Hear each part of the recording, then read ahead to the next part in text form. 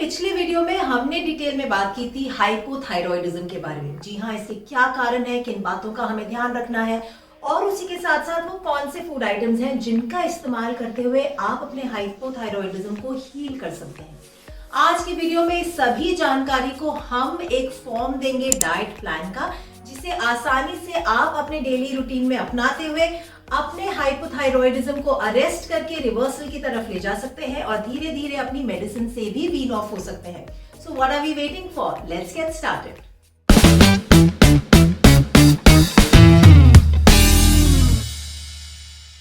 Hypothyroidism के patients thyroid की दवाई पर होते हैं और यही वो एक ऐसी बड़ी गलती करते हैं जो हमें आम हमारे क्लिनिक में देखने को मिलती है अपने क्लाइंट्स के साथ, कि दवाई डॉक्टर ने दी, दवाई क्लाइंट्स ने ली, पर एक बड़ी गलती वही हो जाती है जिसके कारणवश ये दवाई आपकी बॉडी को हील करने में मदद ही नहीं कर पाती। क्या आप भी वो बड़ी गलती कर रहे हैं? वेल, वो बड़ी गलती क्या है उसको जानने के लिए आप इस वीडियो के एंड तक जुड़े रहें। अभी हम शुरुआत करेंगे हमारे डाइट प्लान से।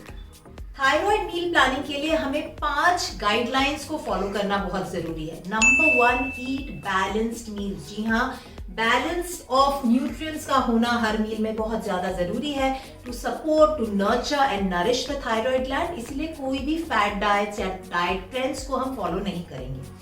Number 2, include protein in every meals. Well, ऐसा क्यों?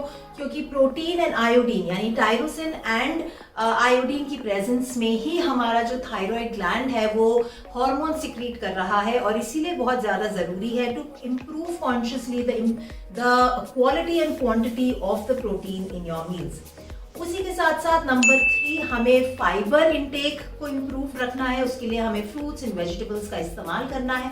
वही नंबर 4 पर है कि आप consciously zinc, selenium and iodine के फूड सोर्सेज को अपने मील प्लान में इंक्लूड करें। एंड नंबर 5, इन्फ्लेमेटरी फूड्स को अवॉइड करना है। चाहे ये inflammatory foods package and processed sources में आपके स्नैक्स का हिस्सा बन रहे हैं या फिर वो इन्फ्लेमेटरी ऑयल्स जिनमें आप घर में ही खाना बना रहे हैं, ये आपकी बॉडी में और इन्फ्लेमेशन कॉज कर रहे हैं जिसकी वजह से हीलिंग कॉम्प्रोमाइज हो रही है। इन 5 ही प्रिंसिपल्स को मद्देनजर रखते हुए हम अपने डाइट प्लान को फॉर्म करेंगे।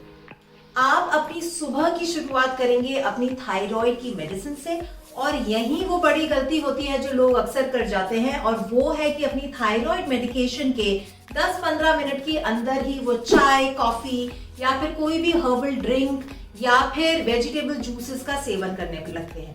Maintain a clear fasting window of 45 minutes to 60 minutes between your thyroid medicine and any food item. जी हाँ, चाहे आप नींबू पानी ही क्यों ना पी रहे हो, make sure that आप थायराइड की दवाई और इस पर्टिकुलर तरल पदार्थ में 45 मिनट से 60 मिनट्स का गैप रखें। ऐसा करने से ही आपकी दवाई आपकी हाइपोथायरॉयडिज्म की कंडीशन को रिवर्स और हील कर पाएगी। जी हाँ, हमारे क्लिनिकल प्रैक्टिस में जितने भी हमारे क्लाइंट्स ने सक्सेसफुली अपने थायराइड को रिवर्स किया है, उनको हमने यही गाइडलाइंस दी हैं कि अपनी थायराइड की मेडिसिन को अपने बेड साइड पे रखें सोते वक्त, और सुबह जब भी आंख खुले खाली पेट आप उस दवाई का सेवन कर लें और फिर उठकर नॉर्मल अपने रूटीन को स्टार्ट करें, जिसमें automatically 45 minutes to an hour का विंडो बन जाता है। हमारे क्लाइंट्स ने इस वीडियो में बताए हुए डाइट प्लान के साथ साथ इस एक गाइडलाइन को हमेशा फॉलो किया है, जिसकी वजह से वो सक्सेसफुली अपने हाइपोथायरॉयडिज्म को हील एंड रिवर्स कर पाए, और आप भी ऐसा कर सकते हैं। Breakfast is the first meal of the day, जिसमें हम ओवरनाइट का फास्ट जो है वो ब्रेक कर रहे हैं, और इसीलिए बहुत ज्यादा जरूरी है कि हमारा ब्रेकफास्ट जो है न्यूट्रिशियस हो और बैलेंस्ड हो, ना कि एक डब्बे से आए जो पैकेज एंड प्रोसेस्ड होता है। सो टॉक्सिक लोड को कम करते हुए हम अपने किचन में बना हुआ न्यूट्रिशियस ब्रेकफास्ट ऑप्शंस में हम रागी का डोसा, दाल चीला, दाल पराठा, पनीर पराठा, एग्स, चाहे वो ऑमलेट हो या बॉइल्ड एग्स हो, उसके साथ रोटी या टोस्ट का इस्तेमाल कर सकते हैं। वहीं हम स्प्राउट पोहे का इस्तेमाल कर सकते हैं, वेजिटेबल स्प्राउट्स का इस्तेमाल कर सकते हैं। ये सभी are an excellent start to the day. वहीं मिड मॉर्निंग स्नैक की एक अच्छी विंडो बनती है टू इनकॉर्पोरेट सीजनल फ्रूट्स, और फ्रूट्स के साथ हम यहाँ ले सकते हैं 1 टेबलस्पून ऑफ पंपकिन सीड्स। जी हाँ, पंपकिन सीड्स जो हैं बहुत ही रिच होते हैं जिंक में, और ये हमारे थायराइड के लिए बहुत ही ज्यादा पावरफुल है। तो फ्रूट के साथ सीड्स, चाहे वो मिक्स सीड्स हो या पम्पकिन सीड्स हो, उनका इस्तेमाल किया जा सकता है। लंच में भी एक इंडियन बैलेंस थाली सिस्टम को देखते हुए हम रोटी या राइस के साथ दाल, राजमा, छोले, कढ़ी, इनके साथ साथ एग करी या फिर हम चिकन एंड फिश का इस्तेमाल कर सकते हैं विद कुक्ड सब्जीज। अगेन यहाँ पर अक्सर बात आती है, देखने को सुनने को मिलता है कि जिनको थायराइड है वो गोभी या पत्ता गोभी वाले जो सब्जियां हैं वो नहीं खा सकते। ये बिल्कुल गलत धारणा है। इन सब्जियों को वेल कुक्ड फॉर्म में खाया जा सकता है। जी हाँ, तो अगर आप इनको सॉटे कर रहे हैं या बहुत ही हल्का स्टीम कर रहे हैं या स्टर फ्राई कर रहे हैं, उस फॉर्म में इसको अवॉइड कीजिए। पर वेल कुक्ड सब्जी के फॉर्म में आप इन सभी सब्जियों को अपने मील्स को डाइवर्सिफाई करने में इस्तेमाल कर सकते हैं। वहीं लंच के साथ आपको इस्तेमाल करनी है एक घर में बनी हुई धनिया की चटनी, और इस धनिया की चटनी को हमने और भी ज्यादा पौष्टिक बनाया है by making it a liver cleanser. उसमें ऐसे आइटम्स इस्तेमाल किए हैं जो कि हमारे लिवर को क्लेंस करने में मदद करते हैं, जो कि एंटीऑक्सीडेंट रिच हैं, और उसी के साथ साथ इनमें एंटी इन्फ्लेमेटरी प्रॉपर्टीज हैं। और इस चटनी का जो डिटेल्ड रेसिपी है वो इस वीडियो में दी है, जिसका लिंक ऊपर आ रहा है।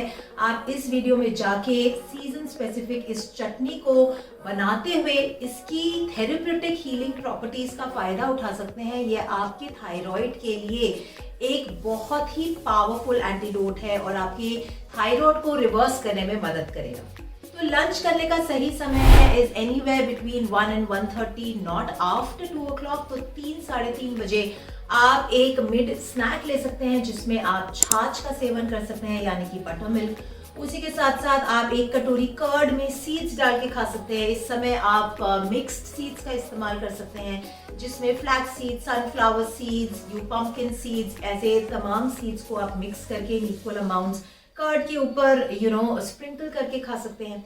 उसी के साथ साथ इस समय पर आप एक कोकोनट का पीस भी खा सकते हैं। जी हाँ, coconut is extremely rich in lauric acid and medium chain triglyceride है ये एक, जो आपकी थायराइड की हेल्थ के लिए बहुत ज्यादा फायदेमंद है।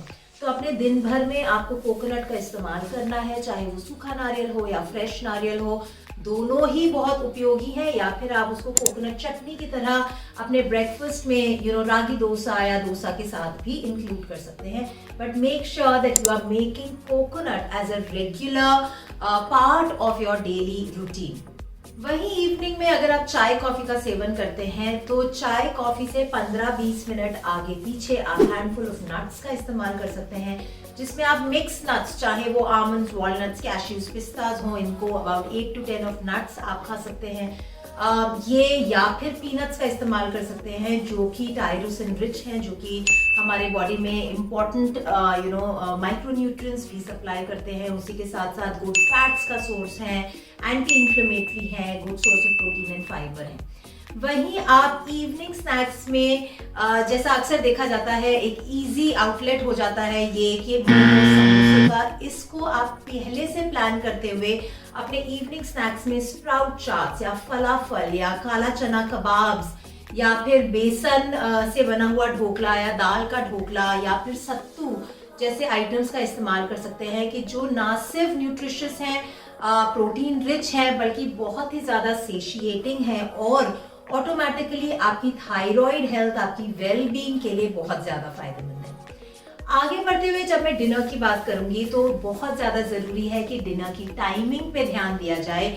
अगर आप हीलिंग चाहते हैं तो बहुत इम्पोर्टेंट है कि आपकी जो स्लीप है उससे आपकी जो मील है कम से कम 3 घंटे पहले आए।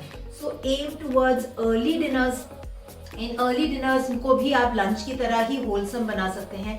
Just a word of caution here कि हम कोशिश करते हैं, कुछ लोग जो हैं वो सेंसिटिव होते हैं कुछ सर्टन फूड आइटम्स के प्रति, चाहे वो व्हीट हो या फिर डेयरी प्रोडक्ट्स हो।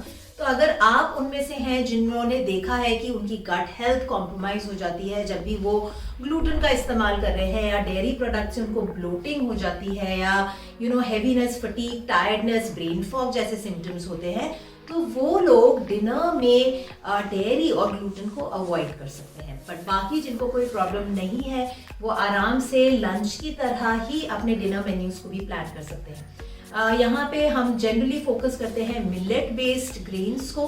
तो चाहे आप रागी, ज्वार, बाजरा या फिर एमरैंथ की रोटी या थाली पीठ बनाएं। ऑफ कोर्स ये सीजन स्पेसिफिक है कि इस मौसम में कौन से मिलेट्स इस्तेमाल करने चाहिए और मिलेट्स को इस्तेमाल करने का क्या सही तरीका है, उसका लिंक ऊपर आ रहा है, जिस डिटेल वीडियो में मैंने ये सब कुछ समझाया है। तो बिफोर यूजिंग द मिलेट्स या फिर अगर आप मिलेट्स यूज कर भी रहे हैं तो इस वीडियो को जरूर देखें ताकि आप अनजाने में कोई गलती ना करें अपने मिलेट्स को इस्तेमाल करने के लिए, राइट। सो मिलेट्स की रोटी या थाली पीठ का इस्तेमाल आप कुक सब्जीज के साथ कर सकते हैं। वहीं आप दाल का चीला, सूप, इस तरीके के आइटम्स का इस्तेमाल कर सकते हैं। आप बैनयार्ड मिलेट उपमा का इस्तेमाल कर सकते हैं या फिर चिकन, फिश या दाल के साथ राइस का या खिचड़ी का इस्तेमाल कर सकते हैं, जो आपकी गट को न्यूट्रिशनली बैलेंस्ड भी रखेगा और उसी के साथ साथ फूड सेंसिटिविटीज को अवॉइड करते हुए आपको ट्रिगर नहीं करेगा, राइट। ये बहुत ज्यादा जरूरी है। वहीं अगर आप अभी तक अपने गट को ही नहीं समझ पाए हैं कि आपको क्या सिम्टम्स हैं और उसका रूट कॉज क्या है, तो आपको चिंता करने की जरूरत बिल्कुल भी नहीं है। आप मेरी 3 दिन की workshop bio hack your gut का हिस्सा बन सकते हैं। क्यों? क्योंकि पेट ही सभी बीमारियों की जड़ है and thyroid reversal is also directly related with our gut. तो जड़ से अपनी समस्या को, अपनी डिजीज को जब हम इरेडिकेट कर देते हैं तो रिवर्सल जो है बहुत ही ज्यादा आसान और बहुत ही ज्यादा स्मूथ हो जाता है। तो अगर आप मेरी आने वाली वर्कशॉप का हिस्सा बनना चाहते हैं तो नीचे दिए कमेंट्स में मैंने वो लिंक पिन किया है जिस पे जाके आप रजिस्टर कर सकते हैं and I will see you inside. तो देखा आपने कितना ज्यादा सिंपल है एक बैलेंस्ड मील, एक न्यूट्रिशियस मील रूटीन को फॉलो करना, उसी को डाइवर्सिफाई करते हुए, यमी फूड्स का इस्तेमाल करते हुए अपनी क्लिनिकल कंडीशन को रिवर्स करना। और क्या चाहिए, राइट। तो आप इस मील प्लान को, इस वीडियो को सभी के साथ शेयर करें ताकि सभी लोग इस सिंपल मील प्लान का फायदा उठाते हुए अपनी हेल्थ को 10x तक ले जा पाए, फूड को मेडिसिन की तरह इस्तेमाल कर पाए। अगर आपके कोई भी सवाल है तो आप नीचे कमेंट्स बॉक्स में लिखकर अपने सवाल मुझसे पूछ सकते हैं। मेरे साथ इंटरैक्ट करते हुए मुझे बता सकते हैं कि आपको मेरे वीडियोस कैसे लगते हैं और आने वाले हफ्तों में आप किन किन न्यूट्रिशन एंड हेल्थ कंडीशंस पे मेरे वीडियोस देखना चाहते हैं। मुझे बेसब्री से आपके फीडबैक का इस्तेमाल रहता है। मैं आपसे मिलूंगी जल्द ही। Till then you take care, eat well, live well and be healthy.